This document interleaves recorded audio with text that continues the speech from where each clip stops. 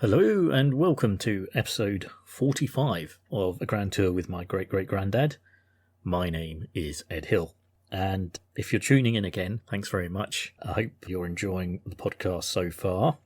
So just to say, in case you're tuning in for the first time, this podcast is based around the journals of my great-great-grandfather, William Mowbray Scott, written in the 1840s, and he was a steam engineer travelling around the world at that time, firstly all around Europe and then across the Atlantic to Mexico to work there as an engineer in the mint, making coins, or overseeing the machinery that had been exported to Mexico to help make coins in their mint. So episode 45 is significant because it encompasses the end of William's journey across the Atlantic on the paddle steamer and his first steps onto Mexican soil and the beginnings of his journey to the centre of Mexico, to the city of Zacatecas, which is where he actually takes up his position as the engineer working in the mint. So it's quite a momentous point in his journey. He'd left Southampton on the paddle steamer the 4th on October 2nd and arrives in Veracruz in Mexico on November the 16th. So it took him a total of 45 days to cross the Atlantic at this time. So there it just goes to show how long it took, even by paddle steamer in those days, to get across the Atlantic. Obviously, William had to go via Madeira and the island of Grenada and Jamaica on his way, stopping off. And of course the paddle steamer was a mail packet steamer as well, so it was obliged to stop off at these points to deliver mails to those destinations. But even so, I don't know what a similar journey would be by air today from London to Mexico. Certainly wouldn't be a matter of 45 days. That's how the speed of travel has changed in that time. And at William's time, actually, because he was travelling by paddle steamer, using man's mightiest agent, as William describes, steam power, the consistency that steam power gave ships at that time to continue travelling despite maybe lack of wind or unfavourable currents, which obviously affected sailing ships. That was considered a tremendous revolution and innovation for travel during that time. So William was travelling very much on the super jetliner of his day. But William seems to have a much more interesting journey, I think, than just sitting on a semi-comfortable chair staring at some in-flight entertainment. He had all these great experiences of eating things like avocados for the first time and enjoying the sights and sounds of Jamaica and all the rich cultural sights and sounds while journeying. So I think you could definitely say that travel in those days was a bit more romantic in a way. In this episode, it begins with William travelling from Havana. He leaves Havana, and it's just about a day or two, I think, there from Havana to landing at Veracruz. So they travel across the Gulf of Mexico, as it's still named to this day, despite certain US presidents' ideas of renaming it. And they land at Veracruz, which is a big port and still is a big port on that eastern side of Mexico. Then William begins his journey by horse and carriage to Zacatecas. In this episode, we stop when he gets to the city of Perote. So it really is quite a momentous point in the journal for William. You know, the first time he's encountering resident Mexicans and native Mexicans. But it's also a time where Mexico is in quite a lot of turmoil itself, trying to establish itself as an independent nation, but also dealing with geopolitical, I think that's the word you would describe it as, forces that are affecting it as well. Just one thing I thought I'd quickly mention. In a previous episode, I think it was episode 41, William describes some of his fellow passengers, and one of them is a General William Miller, who became a very famous advocate and hero of Peruvian independence. He basically went over to Peru. He'd been in Wellington's army, but he went over to Peru and became a greatly lauded general when Peru was fighting its war of independence from Spain as well, helping their armies. And he's on this paddle steam at the same time as William, and I had suggested that William thought he was a bit of a show-off, talking about his great past experiences, because by this time in his life he's nearing his end of his career, and he's no longer generally, in fact he's an ambassador going out to the island of Hawaii and the Pacific region. But in this episode you'll see that actually William continues to run into him several times, and I think the actual friendship is a real genuine one. General Miller is with his niece, I think, and in this context I think William is genuinely pleased to see him each time he encounters him again. So perhaps that was me being a bit cynical, suggesting that William maybe thought he went on a bit too much about his glorious past, because I think he was actually just genuinely interested to hear all his stories, of which I'm sure there were many, because if you look up William Miller, General William or Guillaume Miller's life and his role in helping Peru gain its independence, it was pretty eventful. So he was definitely an interesting character, that's for sure. And no doubt he was pretty engaging as a fellow passenger for William. If you want to follow the podcast on social media platforms, there's a Facebook page, that's at A Grand Tour with my great-great-granddad. There's a Blue Sky account, which is Ed Hill, that's at scotsgrandtour.bsky.social. And there's a Twitter/X account, Scott of the Historic, and that's at 3G Grand Tour. That's the number 3, GG, Grand Tour, I suppose you'd say. And you can leave comments there if there's anything historically that I've got wrong, which might very well be the case, that you want to pick me up on, or just any comments you've got about the podcast in general. You can leave comments there, and you can message me if you want as well, whatever. Right, that is it. This is the beginning of episode 43. William still mid-ocean on the paddle steamer, and I think this is an interesting episode because there is a lot happening, not only on board ship, but when he begins his journey from Veracruz to Mexico as well. I hope you enjoy it.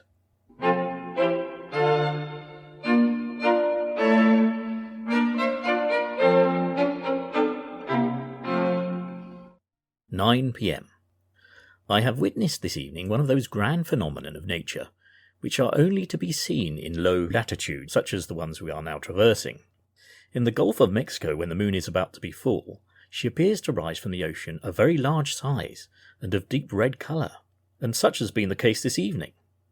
The lightning also has assumed quite a different appearance, exhibiting itself in large flashes, like the explosion at the mouth of a heavy cannon. The lower part of the horizon is also charged with dark clouds. 10 p.m. Made 120 miles from Havana. November 11th. Stretching across the Gulf of Mexico, the weather is very hot and not a breath of air stirring. We have had vast numbers of porpoises playing around the ship in all directions today, and at about 4 this afternoon a large hawk perched himself on the topgallant yard and began coolly to pick and then afterwards devour a bird he had taken of nearly the same size as himself. Having finished his repast, he went comfortably to roost on the cap of the foretopmast, from whence he was surprised by the boatswain, who had a chain placed on one leg, a wing clipped, and consigned him to one of the hen coops. At 9 p.m. a large whale showed himself just at the stern of the ship. November 12th, Sunday. Running across the bank of Campeche, the day has been cloudy, gloomy, with slight squalls of wind and rain. November 13th. The great destroyer Death has this day made his appearance amongst us. One of our passengers, a person by the name of Bromley, having expired today at noon.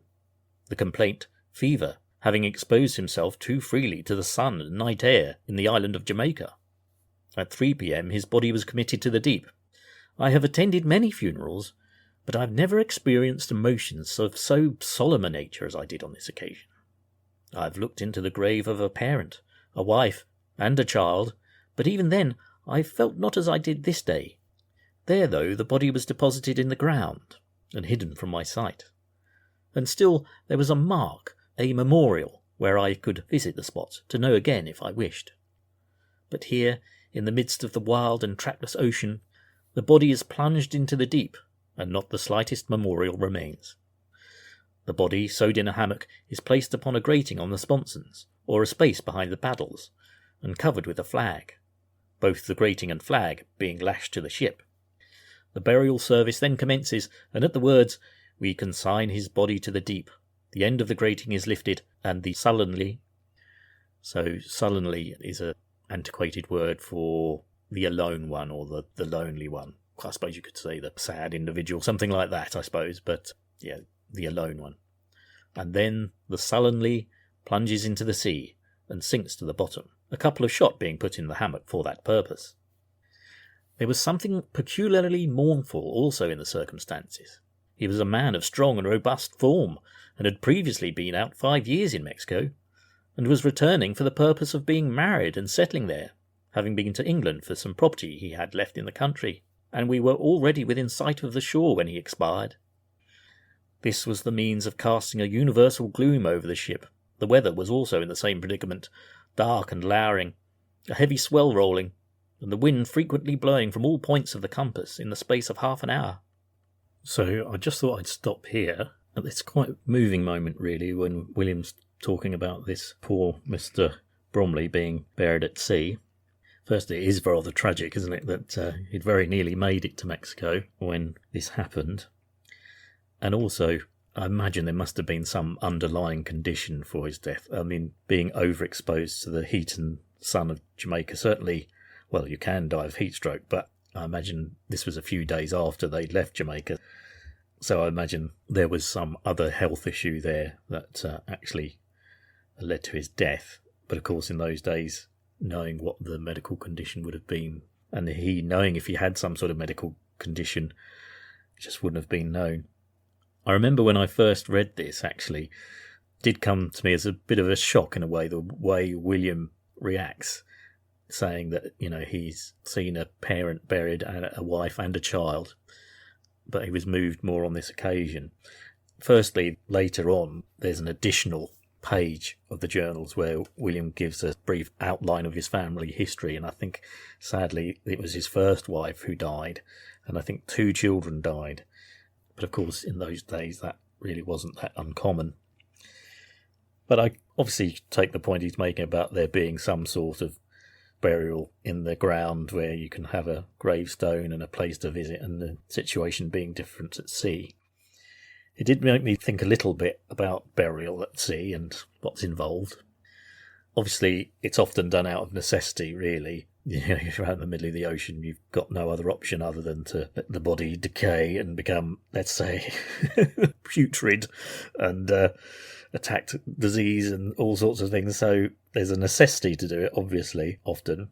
Different religions' attitudes to it are varied, but in general, you could say most religions accept it if it's necessary. In Christianity, both Catholic and Protestant, it's accepted, although Catholicism doesn't really like ashes to be scattered on the water. They should be placed in an urn, I think, and contained in some way. And Judaism seems to have a policy that the bodily remains should be, if at all possible, buried in the ground. And that's even led to bodies being found in later years at sea and the remains being brought back and buried on land. So it really is an absolute last resort in terms of Judaism. But as I say, most other religions accept it. And of course, in Hinduism, cremation and then being scattered on waters is very much the accepted norm of how bodies are dealt with after death. I think in the case where William's talking about, where a body is wrapped in a sailcloth or some sort of canvas type material and deposited over the side with some sort of thing to weight it down, usually cannonballs, that was definitely the generally accepted practice in William's time and before. But it's surprising how many people have been... I mean, I'm not sure if I really consider scattering ashes the same, really, but it's surprising how many people have had their ashes scattered at sea. Sir Francis Drake, obviously, he was buried at sea and he had a lead coffin to definitely make sure he went to the bottom. H.G. Wells, Frederick Engels, and weirdly, or slightly strangely, Adolf Eichmann, who was the SS officer who is largely thought of as being responsible for organising the Holocaust. When he was executed in Israel, his body was cremated and his ashes were scattered in the international waters because Israel certainly didn't want any grave where someone might worship him to be created. So that was a very particular circumstance in which someone's ashes were scattered at sea. In terms of famous sort of actors, Hollywood, there's loads of them. And some of the most famous names: Gene Kelly, Vincent Price, Robert Mitchum, DeForest Kelley from Star Trek. The list is very long. Janis Joplin, Maria Callas. Her ashes were eventually scattered at sea after. She was cremated in Père Lachaise Cemetery. I always say that wrong, which William walks around when he's in Paris. Anyway, she was cremated there and an urn was there, but then it was stolen. But eventually it was recovered and her ashes were scattered in the Aegean Ocean, which was what her actual wishes were. I think the last one of note to me was Neil Armstrong, the first man on the moon. Obviously, he had been a naval officer. He was cremated, but ashes were ceremonially chucked into the ocean from a US Navy ship. But although it was an urn, it was done with the proper sort of flag ceremony. You can imagine all the sailors lined up there with a flag and everything like that. Also, at the beginning of this passage, a note: yet another poor hawk was captured by one of the crew after catching its dinner, and I'm sure minding its own business as it ate it on one of the yards on the mast of the ship. I don't know why they keep catching them and putting them in the hen coop. You can't exactly eat hawk or osprey, as we discovered it was most likely to be amongst our feathered friends.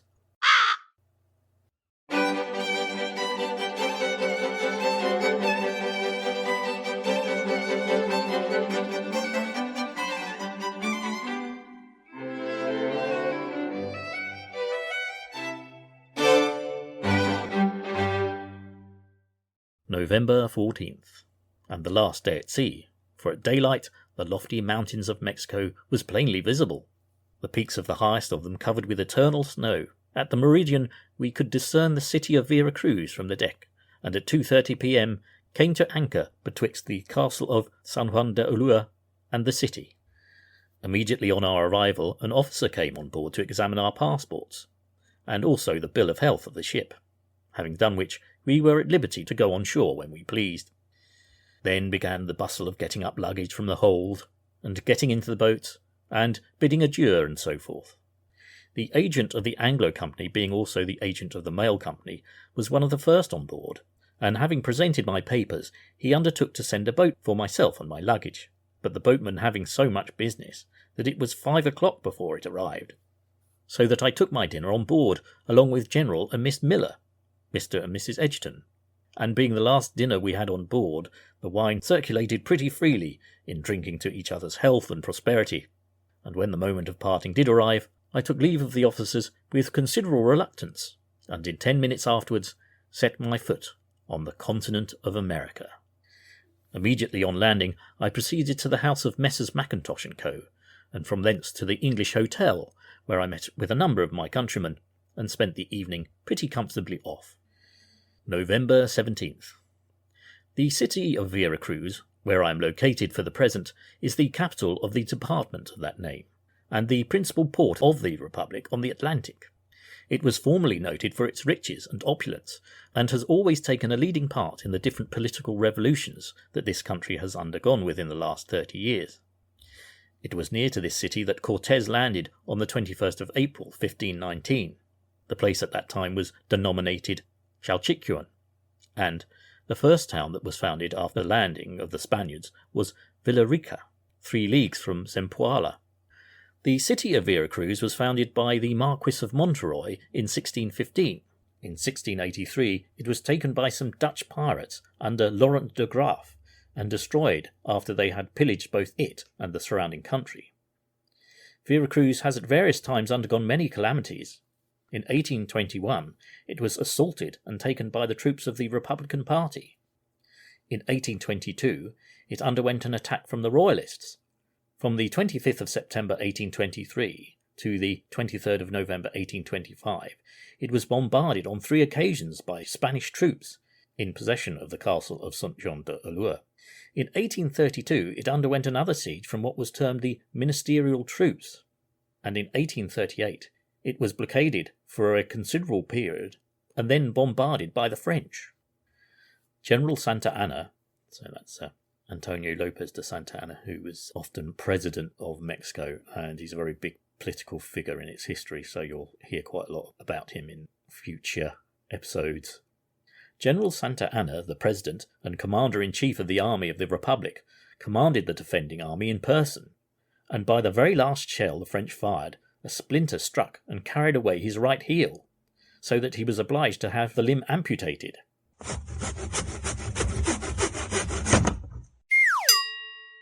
The unsettled state for some years of the affairs of Mexico, and the frequent interruption of the foreign relations of that state, has tended much to the disadvantage of this city.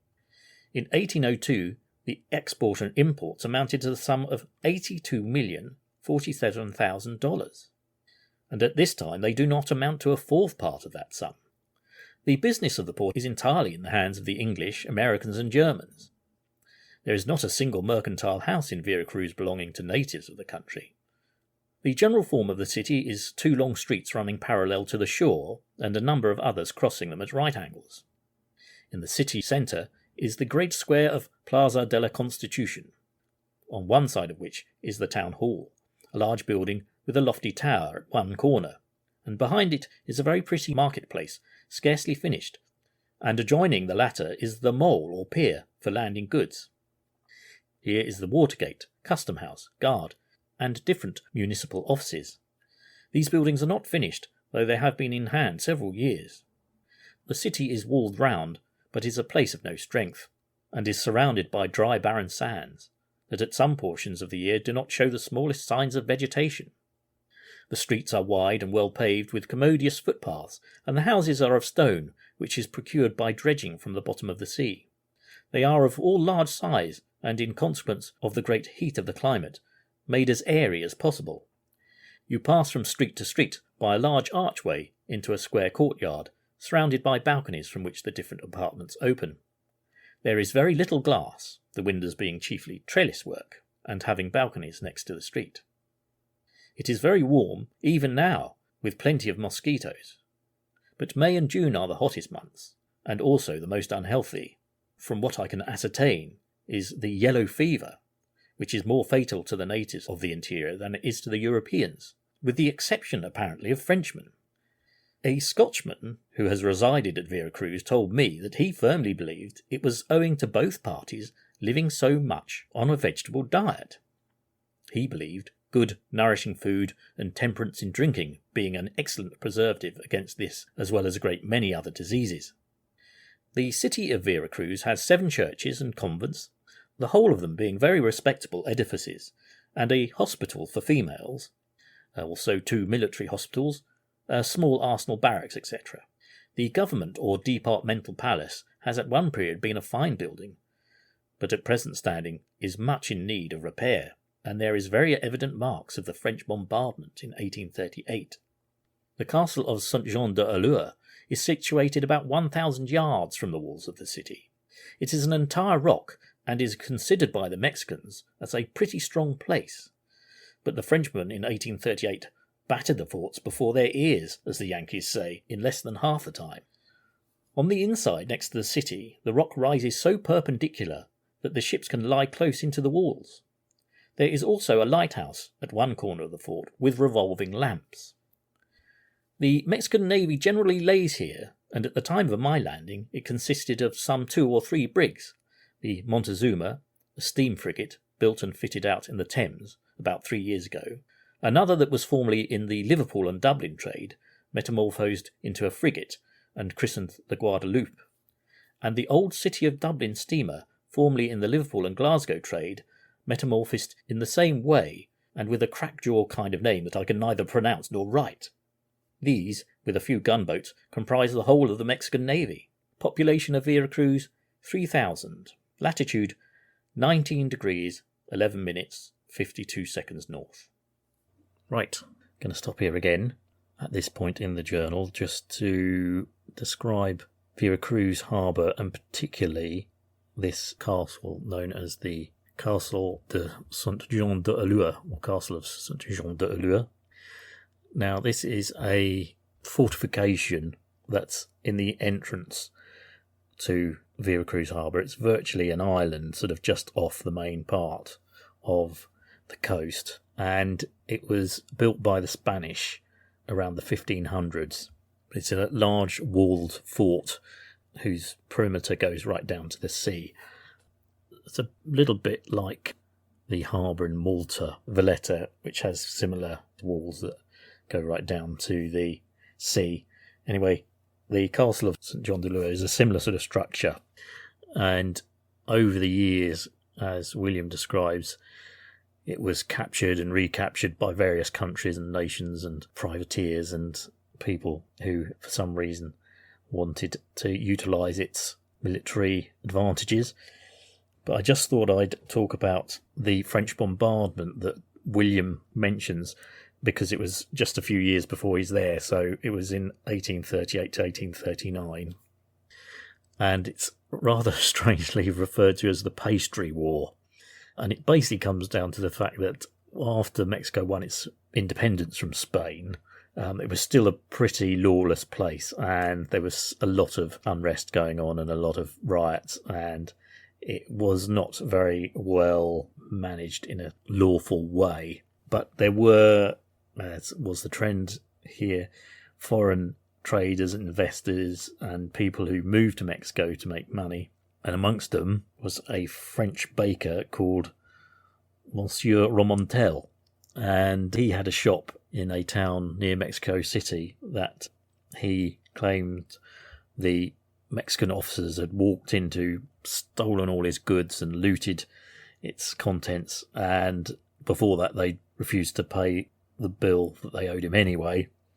And he was outraged at this and demanded they pay him 60,000 pesos. Anyway, not only was Mr. Romontel's grievance something that came to the attention of the French king, there were other French citizens who had beef or gripes about how they were being treated in Mexico and how money wasn't paid and various things like that. So this got to the point where the French government got mightily cheesed off with Mexico, and so the French sent a patrol of ships to the coast and bombarded Veracruz and captured St Jean de Allure and occupied it and occupied Veracruz for a while. So basically this war broke out over loaves of bread. It was eventually settled, and I think some payment was made to France.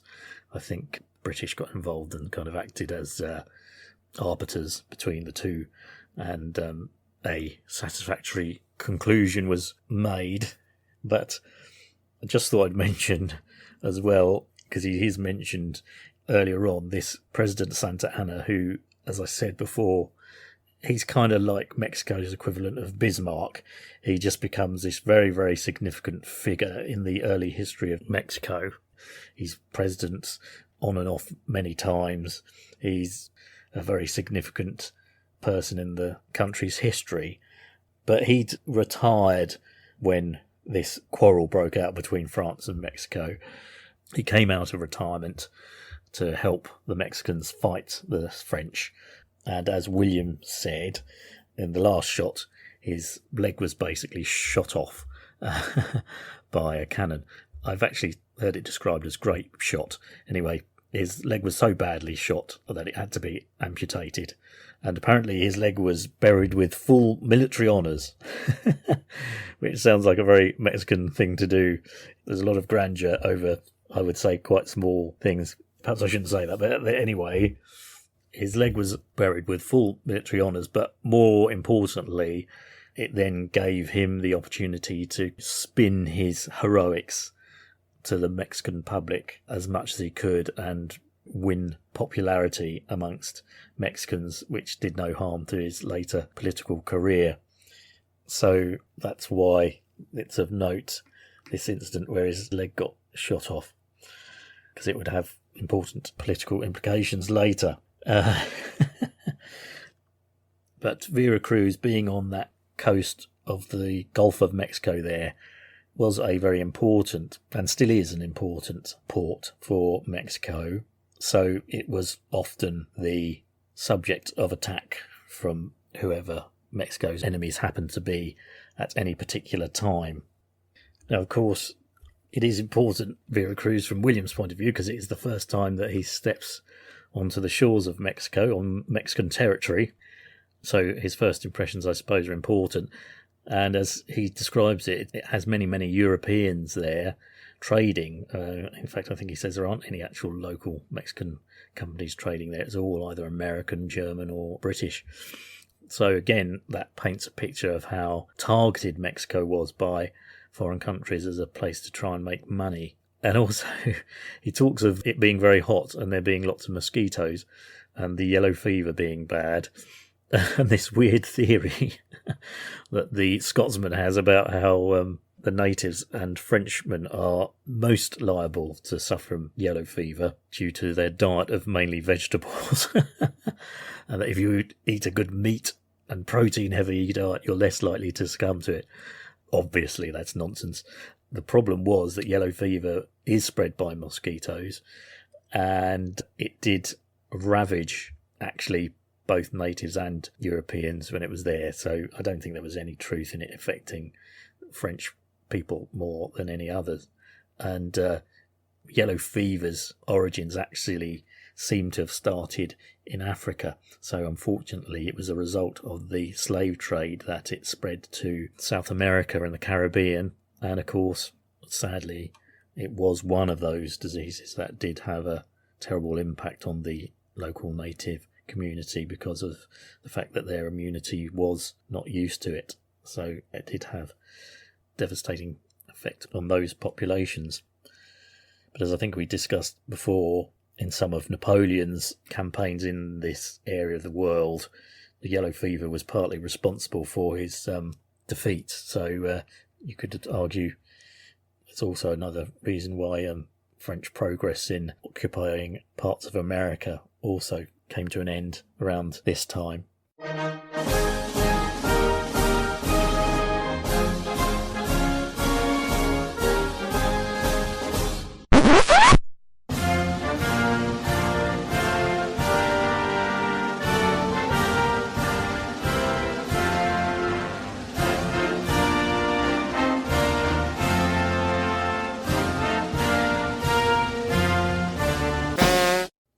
November 18th.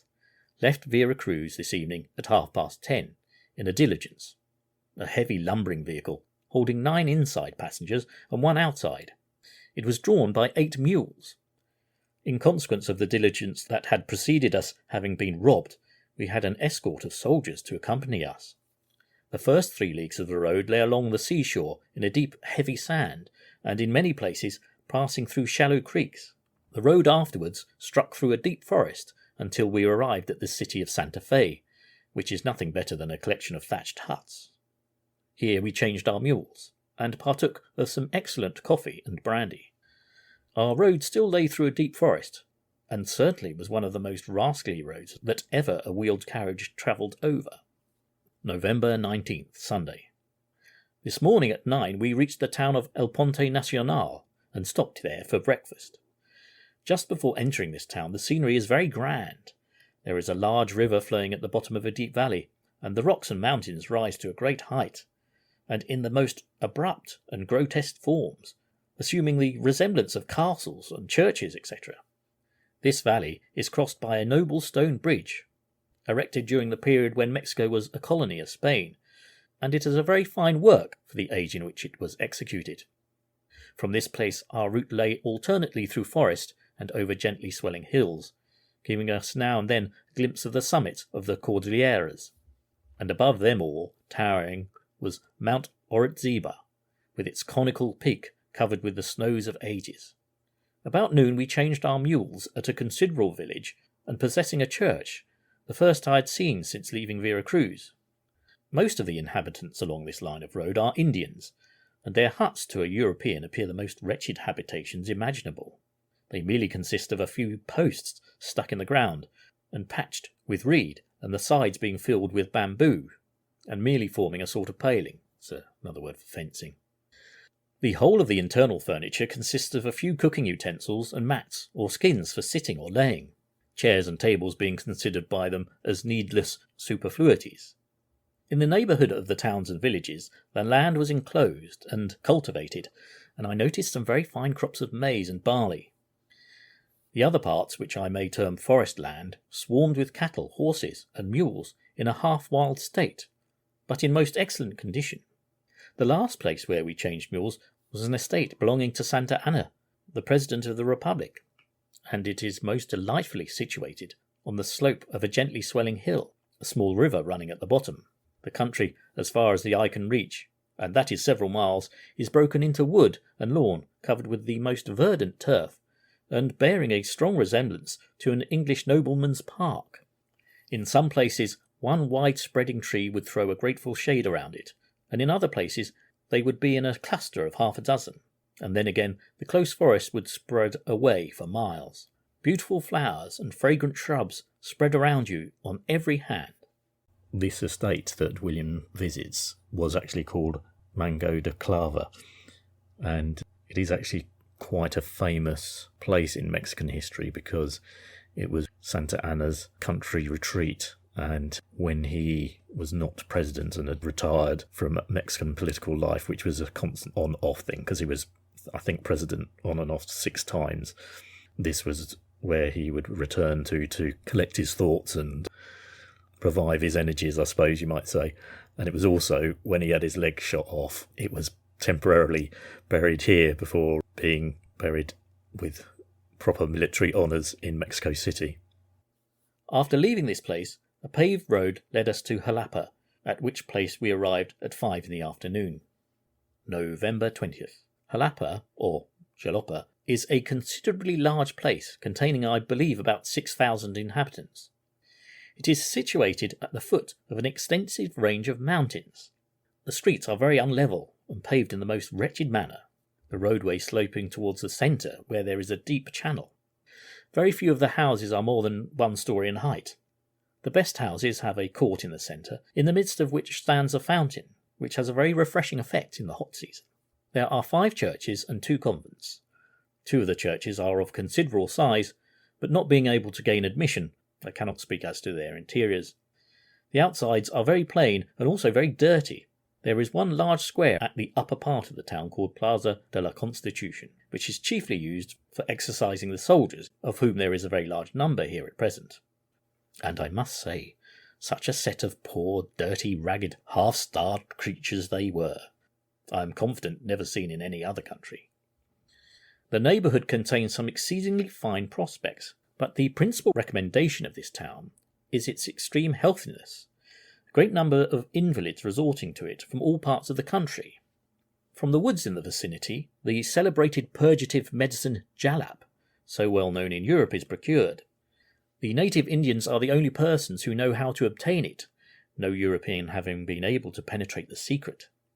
It is brought by them into the town in small brown cakes, and disposed to merchants who send the greater part of it to the coast for shipment to Europe.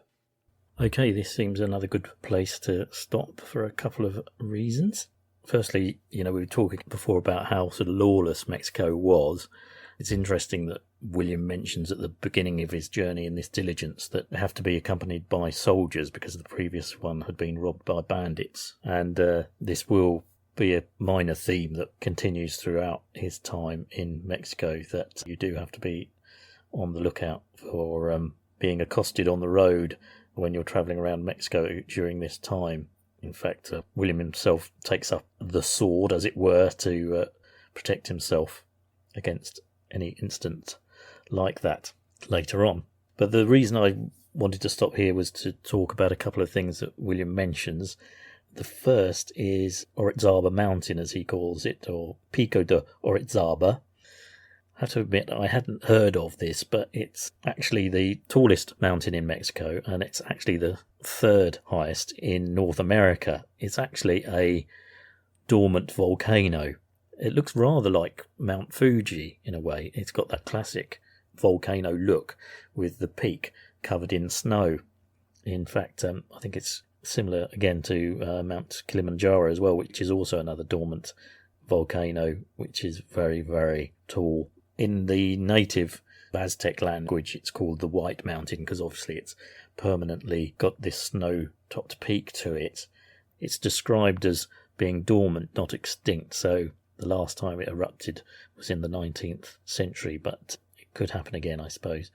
And apparently you could see it out to sea from the Gulf of Mexico because of this white top. So it could be seen from miles around, I imagine. And no doubt that's why William mentions it as a prominent site in their travels. These days it's a nature reserve, but lots of people go there to climb it. It's just under 18,500 feet above sea level at its peak, so it's pretty high. As I say, it is the third highest in North America. I think Mount McKinnon and another one in Canada are the only two that are taller. If you are a keen climber, it does seem the sort of place that those who are keen on climbing visit to chalk up on their mountains that they've conquered, or whatever you want to call it. The other thing I thought I'd just quickly talk about as well is this jalap medicine, or halap medicine. I don't quite know how. It's named after Jalapa anyway, which is spelled Xalapa, and generally you say Jalapa, but sometimes it's jalapa. But anyway, this medicine, I do like the word that they use euphemistically, purgative. This purgative medicine basically clears you right out. Have some of that, and well, a trip to the toilet is very soon needed afterwards, basically. Anyway, its purgative powers have been known for a very long time, and indeed, as William said, its trade began to be well known in the 19th century, and obviously a lot of it was shipped to Europe from Jalapa after the natives had brought it to market. There's not really a huge amount to say about it, other than it is still available today. I don't think in modern medicine it's actually used as a laxative, but you can if you want to. I mean, whoever willingly wants to use any sort of laxative, really. It's very much a must-need basis medicine, isn't it, laxative?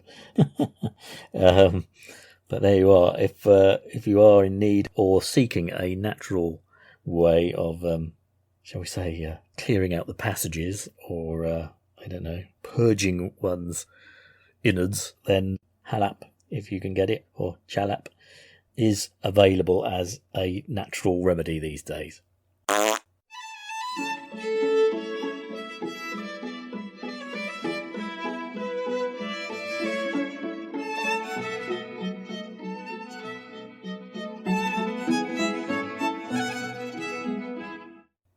November 21st.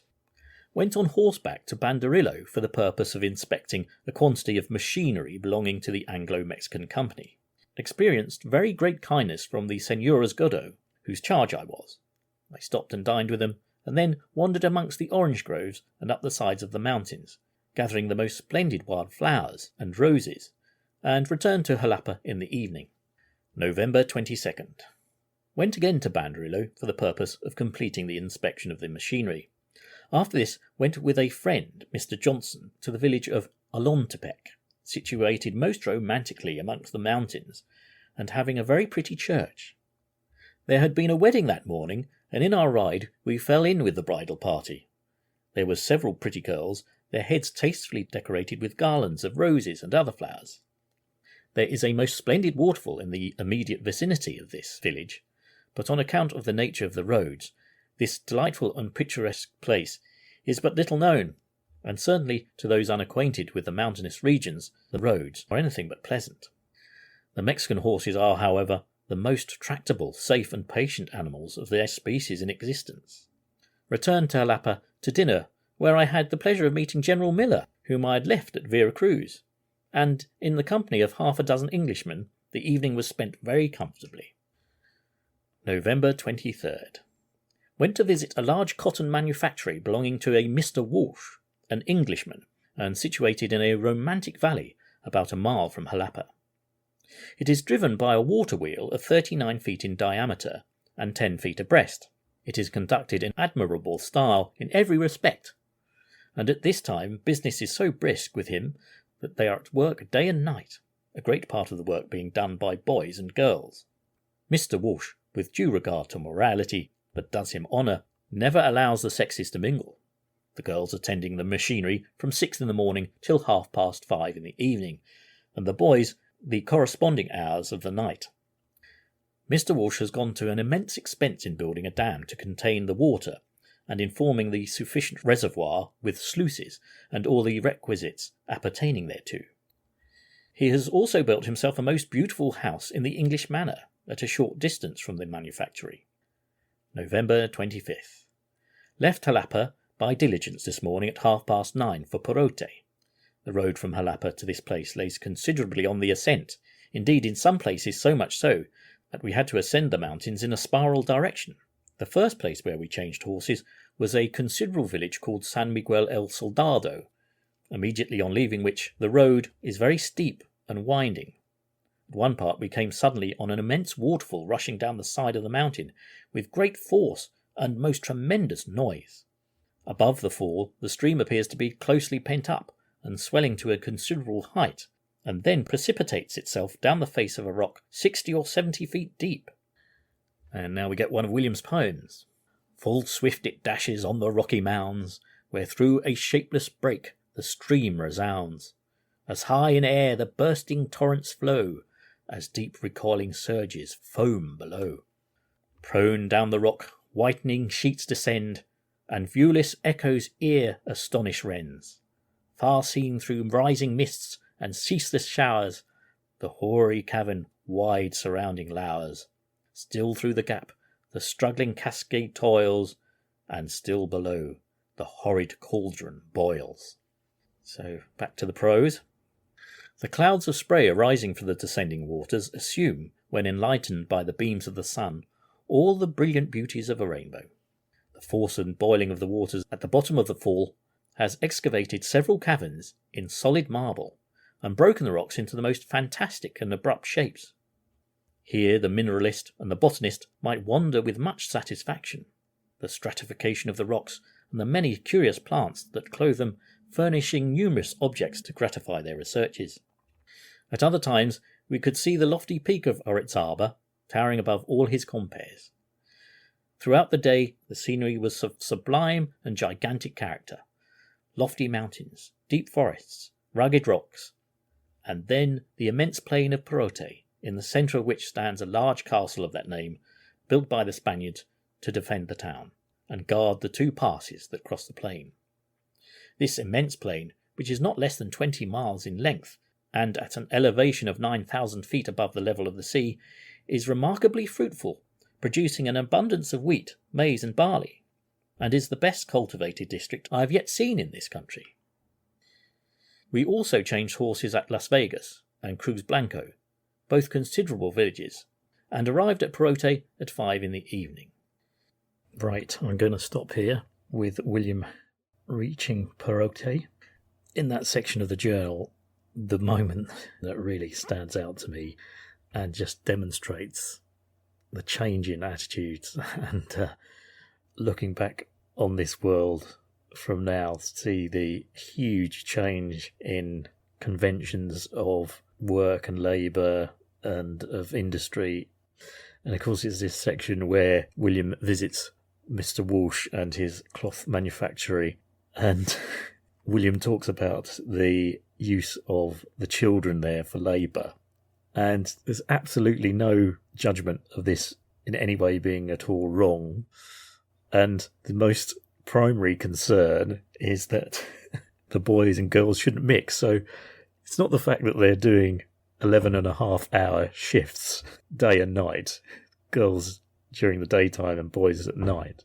It's the fact, and as William says, with due regard to his great moral honour, that Mr. Walsh does not allow the boys and girls to mix, because heaven forfend that anything illicit should go on amongst these children whilst they're slaving their guts out producing cloth at this mill.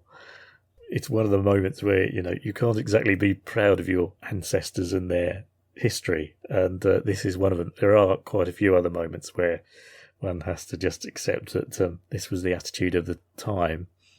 I suppose also the other thing that's rather unpleasant about it is there's this absolute assumption in the background as well, because obviously these children would have been either native children or Mexican Spanish children from the population of Mexico at that time, there's must have been some sort of inherent bigotry there that William just doesn't recognise that it's obviously fine for these children to be slaving their guts out 11 and a half hours a day. I mean, it's very kind. He didn't make it 12 hours a day, Mr. Walsh, isn't it? I mean, what a kind gentleman. He didn't make it 12-hour shifts. Anyway, that William can't seem to have the sympathy to think what it would be like if his own children were in that situation. I think perhaps we could say the even sadder thing is that, unfortunately, child labour is still very much a problem in Mexico. Apparently, they estimate there are still just over 3 million children in Mexico involved in child labour, and about 870,000 of them are under the age of 13. So they're involved, perhaps not surprisingly, in things like agriculture, growing coffee, sugarcane, that sort of stuff. But yeah, in cloth manufactory, making leather goods, mining, children are still employed in these industries. But unfortunately, perhaps you could say it's a wider reflection on the general poverty that there is in Mexico in general, apparently particularly in the south of the country. And of course, aside from that, there's also the criminal gangs and criminal situations that they might get involved in and be exploited by. So life in Mexico to this day for a lot of children is not much better than it was in 1843. Just thought I'd mention that William wrote another poem there about the waterfall. Quite a nice poem, actually, I must admit. At first I thought it was a bit cheesy, but I've read it several times now and it's sort of growing on me. The last thing I thought I'd mention here is, it's a bit complicated, but when William gets to Perote, I don't know why I say it like that, Perote, he mentions Perote Castle, which is also known as San Carlos Castle, and this was built by the Spaniards in the 1700s as obviously a defensive point in their strategy to protect their land in Mexico. But just interestingly, at the time William's there, looking at Perote Castle, which was also a prison, in that prison there would have been Texan, or at that time they were called sort of Texian, prisoners who had been marched down from further north in Mexico, from Santa Fe. There were several incidents, one called the Dawson Massacre, the Mir Expedition, the Santa Fe Trail. Just briefly to try and explain, this is all rather complicated in terms of the history, but by this time, Texas, which sort of had been part of Mexico due to its kind of history and its formation and a number of other factors, was very much vying for its independence from Mexico. And it's all part of this thing. Remember the Alamo and all that. The massacre of the Alamo was where Santa Anna, who was the president and military leader of Mexico at the time, had defeated the Texians, or the Texian army. Just to say, Santa Anna, I mentioned he was a politician, but he was also a general, but he was also a pretty ruthless general. So his strategy with dealing with defending Mexican interests was always quite brutal in the way he treated prisoners and other soldiers from opposing armies. I just thought I'd kind of mention that. So he was quite a sort of hard man of politics as well, and some would call him a dictator, really. So to say he was president, you'd also say president stroke dictator, really. But anyway, at this time, when William's there at this castle, these Texians who'd been marched down as basically sort of, they'd either been killed or you could say they got off lightly. They were marched thousands of miles down to this prison at Perote, and that's where they were interred. And you can imagine the conditions were really bad and awful and stuff like this. And, of course, in the long term, it wasn't great because it just built up even more bitterness and resentment amongst the Texans for the Mexicans and the way they were treated. So it was all really leading to ultimately first the Texan Revolution, where they fought against Mexico to become independent. The state of Texas, which was a brief actual country in its own right, and then eventually its annexation, if you like, into the United States of America, and I think it became the 28th state. So that's why sometimes Texas is referred to as the Lone Star State, because it sort of refers back to when it was its own country in its own right, in a way, before it became part of the US.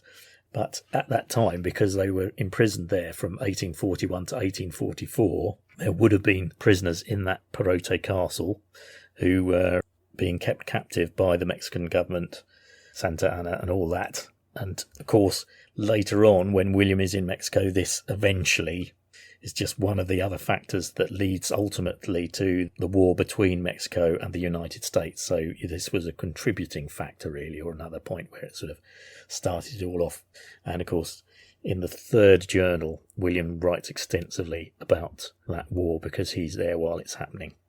But anyway, just briefly going back to the child labour thing, I mean, that is, for me, one of the WTF moments when you just read it and go, my word, what a twisted view that humanity can hold at times, where the preoccupation about child labour is not how the children are treated and enslaved, but, you know, the morality of whether the sexes should be mixing or not.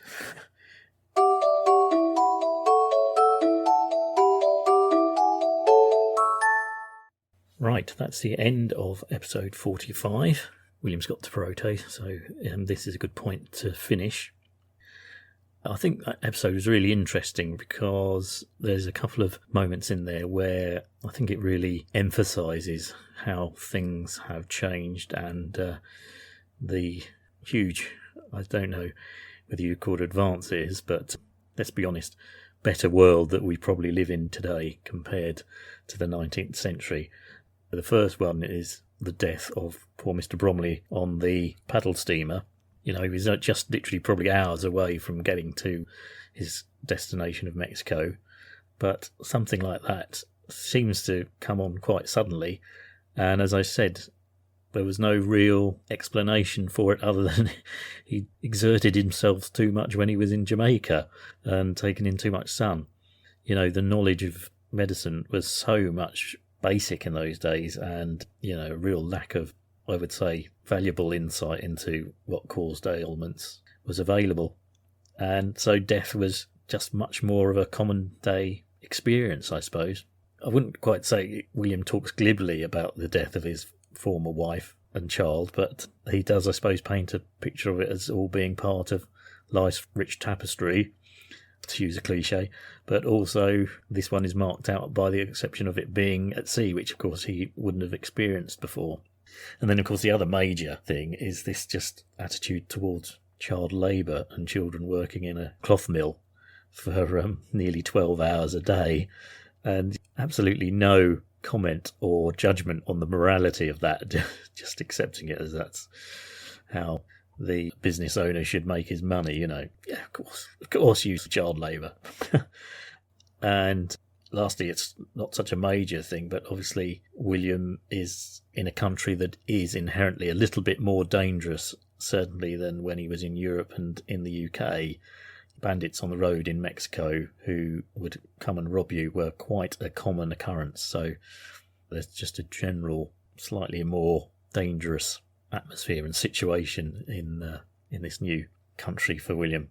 As I say, that is it. As I mentioned before, there are all those ways that if you want to comment on anything about the podcast, you can. That's the Blue Sky account.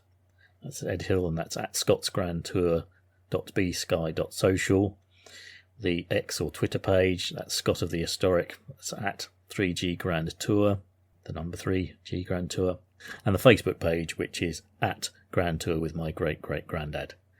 So, once again, thanks for listening. I hope you're enjoying it, and I hope you are keen to tune into the next episode. Do subscribe. That means that as soon as I finish an episode, you'll get a notification that it's done and you can listen to it. Do tell your friends, anyone who's interested in history, particularly 19th century history, the history of steam, the history of travel, family history to some extent. Anyone who you think might enjoy this podcast, do give it a recommendation. And once again, if you have been, thanks for listening.